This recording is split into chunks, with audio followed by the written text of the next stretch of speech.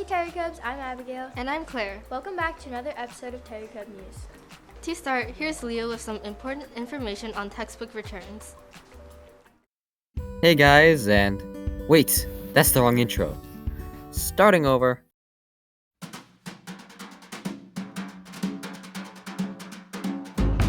Hello Tiger Cubs, I'm here to give you all a quick reminder on your textbook returns.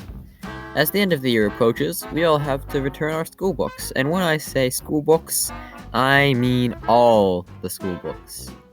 Any math textbooks, history textbooks, all your science textbooks, Spanish textbooks you might have, and even any library books you might not have returned yet. This process starts on May 19th and concludes on the 25th. You'll get more information from your history teacher, but if you have any questions on the specifics, you can ask them. And a bit of auxiliary information to wrap things up. Any lost or damaged materials must be paid for by the end of the year. And, crucially, pay attention now, your library account must be completely clear and empty before you can pick up your yearbook. That means if you do not return or resolve everything before yearbooks are being handed out, you cannot receive your yearbook. All this information is incredibly important, so please remember, all the school books apply to the textbook returns. Thank you, and goodbye for now.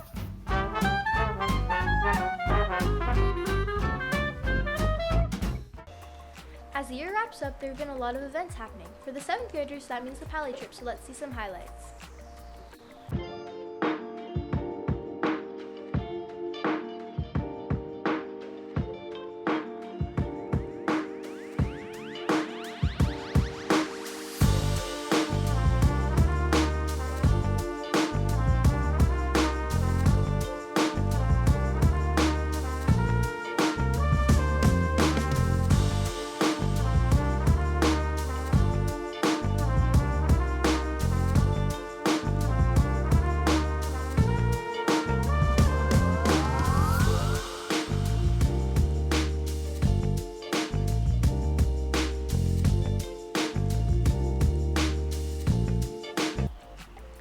Claire, where did you go for a walk? Where? The neighborhood. That's not very funny. Yes, it is. Anyways, here's a segment on the SPMS musical Into the Woods.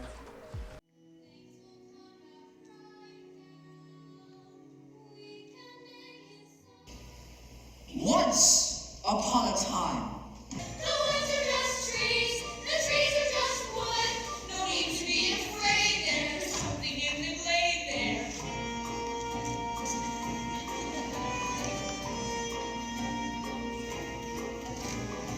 In 3 days' time, if you shall have, I guarantee, a child as perfect as child can be.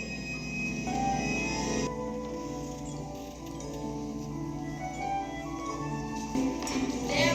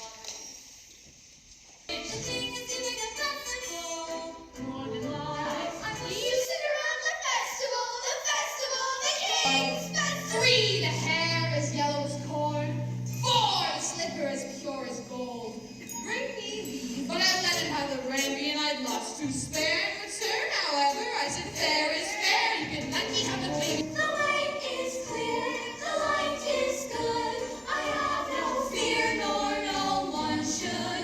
The weather does know what you wish. Are you certain what you wish is what you want? I wish the cow was full of milk. I wish the walls were full of gold. I wish a lot of things. Really, what a terrible, big, wet mouth you have. Let's eat you it. Beans. We mustn't give up our beans. I have been so careful, I never had care. And it made me feel excited, well excited and scared. Let's go to the festival into the woods, into the woods, into the woods and out of the woods. And home before dark.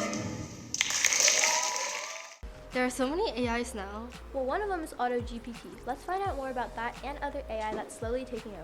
Here's Nolan.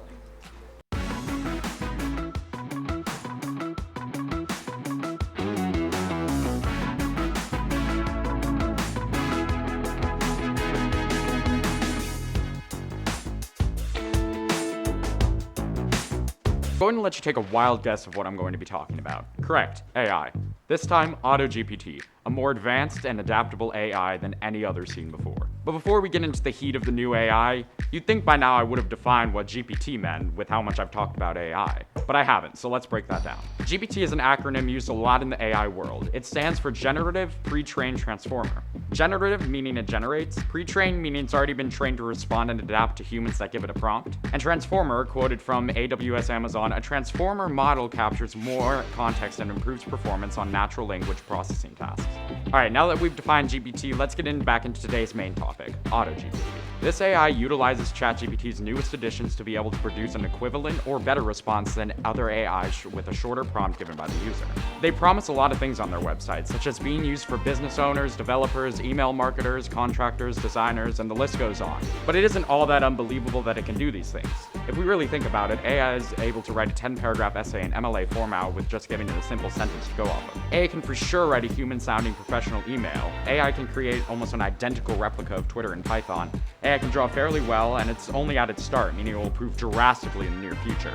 Who says it can't run a business? Now, before we freak out that it will replace all of our jobs, it won't fully. It will replace a few jobs, of course, but AI will most likely never be able to replace humans, at least in our lifetime. Anyways, that's it for this week. Hope you learned something, and I'll see you next time. Also, quick thing whilst we're on the topic of AI, Google has just announced 2 things. 1, Google Bard is in its public testing stage. Quick recap if you don't know, Bard is Google's new AI that they're planning on integrating into their search engine. This is just an experiment so far, and it's been in the works for a while. There's most likely a lot more to add and take out, as this is a massive trial and error project. And 2, a new Google Photos editing feature, using AI to move things around in a picture, add things, and much, much more. This new AI technology begs the question, is it still your photography if you're adding all these things with AI? What good and bad can this be used for? That's all on this topic for now. I'll see you next week. Last week, there was an event along Mission Street called the Taste of South Pass. Let's see some food.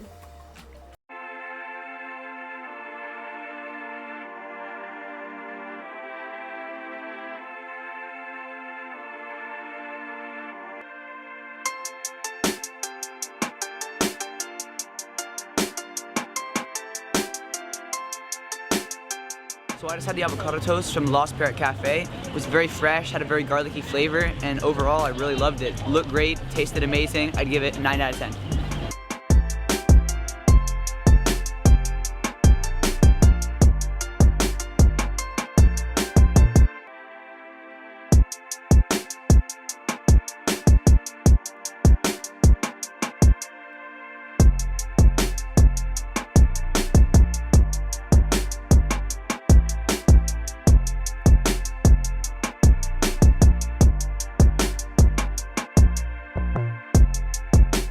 So I just had Gus's barbecue. It was really delicious. The meat was super tender and juicy, and the mac and cheese was nice and creamy. The texture on both of them was perfect.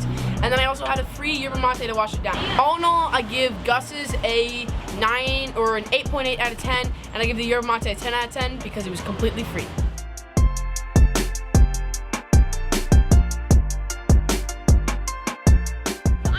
Food from the extra stand. I must say it was a lot better than the first time we went here. I give it a 7 out of 10. The sauce is really good. The chicken was a bit dry, but overall I give it a 7.5 out of 10.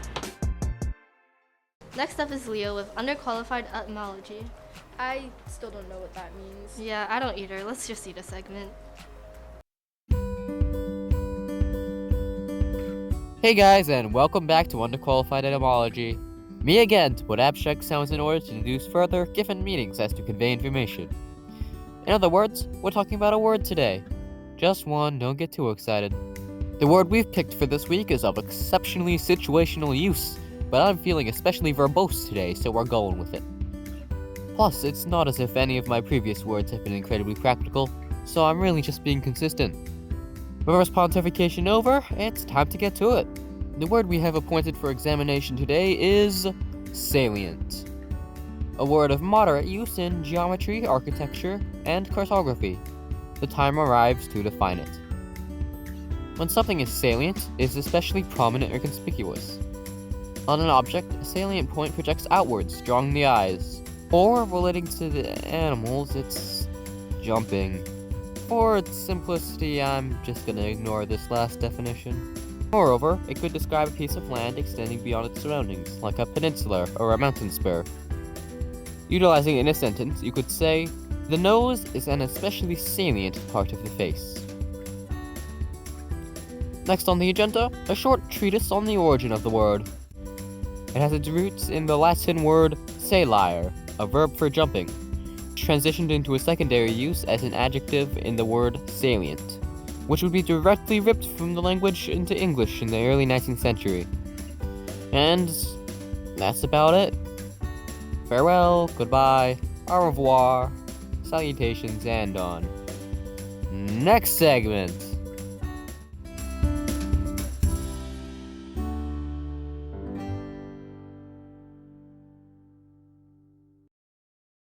Summer is coming up. Only 13 days of school left. Let's roll a segment on summer plans.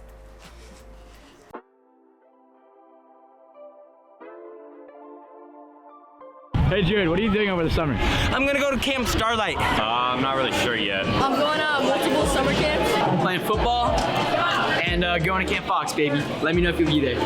I'm going to Florida and doing a bunch of mountain bike races. I plan to stay on that grind, play a lot of soccer. I have a lot of baseball. I'm applying for an internship at the Pasadena City Hall. I'm going to Camp Fox. I love you. Listen to Kanye.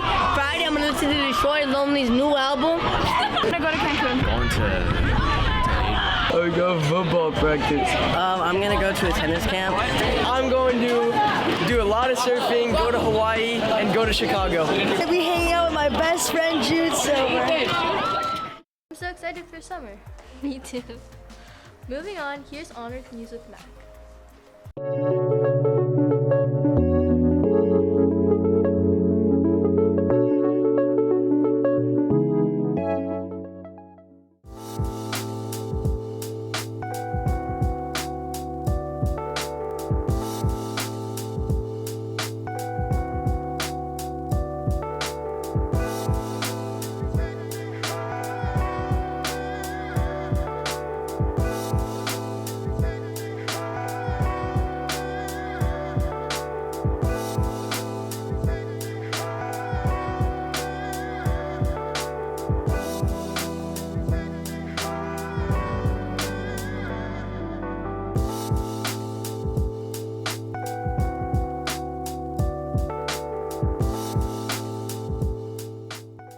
Everyone loves Minions. Yep, and we're in luck because our favorite movie review crew is reviewing Despicable Me. Hello, and welcome back to Decaying Like a Pushkin. This week we will be reviewing Despicable Me. This is the first movie in the series. When Gru finds out someone steals the Great Pyramid of Giza, he decides he needs to make a bigger and better plan, stealing the moon. To carry out this plan, Gru adopts 3 girls from an orphanage. The plot of this movie was amazing. The characters are one of the best things about this movie. Just look at Vector. He is perfect in every way. From his outfit to his personality, there is nothing to complain about. This movie also has other great characters like Gru and Dr. Nefario. All of them helped to make the movie the best it could be. Another thing we have to mention is the minions.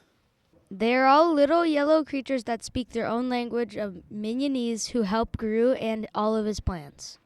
Even though this movie was only 1 hour and 35 minutes long, nothing about the plot felt rushed. There is something bad about this movie. Every part of this movie was amazing. Because of all this, we rate this movie a perfect 10 out of 10.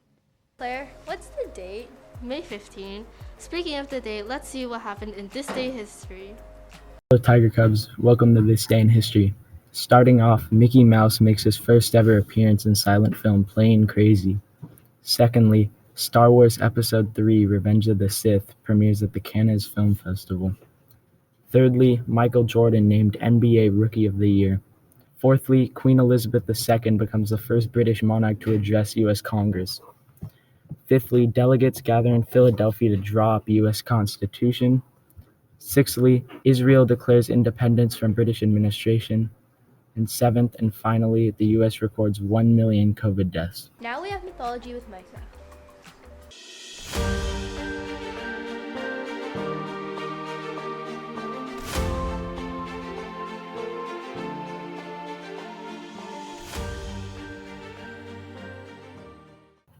So today we'll be talking about Push, Princess of Divin, the first part of the larger series of Celtic myths.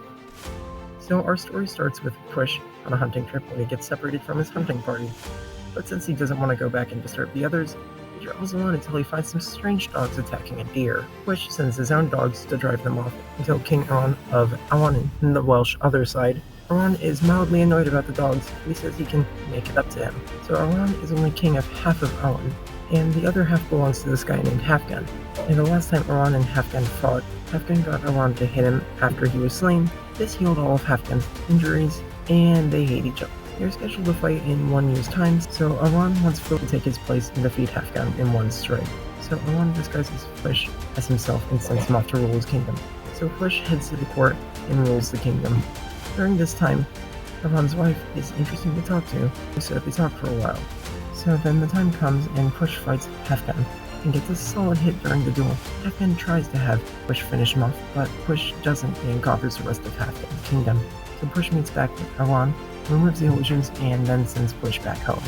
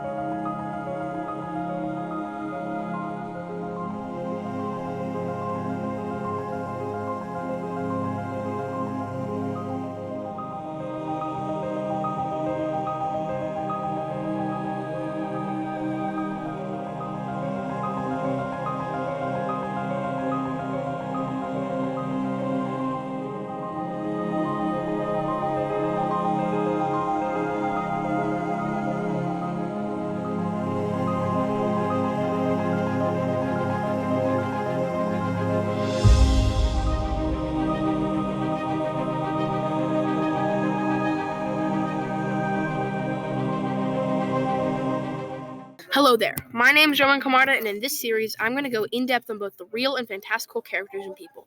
Whether they be South-Pass heroes or world heroes, real or fake, you'll find them here. Welcome back to another character review, and this week we're reviewing Josh Baskin from the movie Big. For some background, all Josh Baskin wants is to be big enough to ride the roller coaster and big enough to date the girl next door. One night, he gets that wish when he stumbles upon an automated fortune teller at a carnival. By telling his wish to the fortune teller, he wakes up next morning as a 30-year-old man. This is a trope we can see in many movies, such as 13 going on 30 or 17 again. But Big is one of the first to do it, and they do it very well. Part of the reason for this is that he goes through life as a kid, looking at everything with his enthusiasm and excitement, unlike all the cynical adults around him. Of course, this makes him a more realistic character, as he can still use his imagination during work instead of following statistics and formulas. Although this seems fun and fine, it's kind of sad because it proves he's still a child and not really ready for the real world. He tries to convince himself that he's enjoying his time as an adult and all of this freedom, but he has instead found the main theme of the movie. Don't be in such a hurry to do something new all the time, and instead try to enjoy what you have, especially since you don't know how good the new thing will actually be. That's all for this week, Tiger Cubs. To close out the episode, here's birthdays and credits. Bye! Bye.